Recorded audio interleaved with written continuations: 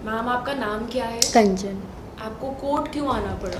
Madam, husband ने divorce का case file किया था और साथ में मारपीट वगैरह हो रही थी।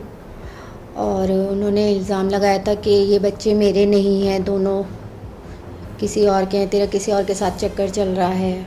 तो मैंने ये भी कहा था कि आप डीएनए टेस्ट करा लो अगर तुम्हारे कोई शक है या कुछ भी है, पर वो भी नहीं कराना, कुछ नहीं। और जब उन्होंने डिवोर्स का केस फाइल कर दिया और मेरे को घर से बाहर भी निकाल दिया, तो उन्होंने 2 महीने में अपनी मम्मियाँ सास के यहाँ रही हूँ और 1 हफ़्ता अपने घर रही हूँ। वहाँ से घर से फिर मुझे ये बोला गया कि भाई घर पे अब कैसे जाया जाए, तो फिर हमने पुलिस में करा था। और पुलिस में हमने ये केस फाइल मतलब एप्लीकेशन दी थी कि अगर कल को मुझे कुछ होता है तो मेरे ससुराल वाले ज़िम्मेदार हैं। उसमें मेरे हस्बैंड थे और ब्रदर इन लॉ थे और मेरी सास इन्वॉल्व थी, 3 जने इन्वॉल्व थे इसमें। आपको जिला विधिक सेवाएं प्राधिकरण के बारे में कैसे पता चला? ये मुझे किसी ने बताया था, तो हम यहाँ पर आए थे, उसमें मेरे को प्रीति ठाकुर मैडम का बताया गया, तो हम वहाँ पे जाकर और उन्होंने काफ़ी, उस टाइम तो मैं बहुत घबराई थी, बहुत नर्वस थी, मतलब कंडीशन बहुत ख़राब थी मेरी उस टाइम पर। तो मैडम ने काफ़ी हेल्प की।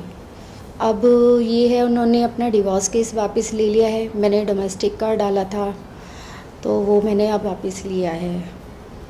तो जो आपको मदद मिली थी, क्या आप उससे खुश हैं? हाँ। अप्रैल 2018 में मुझे एक केस मार्क हुआ था। उसमें एप्लीकेंट थी कंचन। कंचन जो कि बहुत ही परेशान थी। उसके हस्बैंड ने उसके अगेंस्ट एक तलाक का केस फाइल किया, जबकि वो तलाक चाहती नहीं थी। और उसके साथ मारपीट वगैरह सब कुछ होती थी, लेकिन वो फिर भी तलाक नहीं चाहती थी, क्योंकि उसके बच्चे जो हैं काफ़ी बड़े बड़े थे।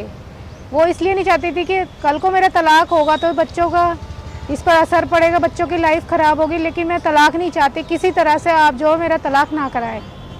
बहुत ही परेशान थी। हमने उसे समझाया, आश्वासन दिया उसे कि हम जो है पूरी कोशिश करेंगे कि आपका तलाक ना हो।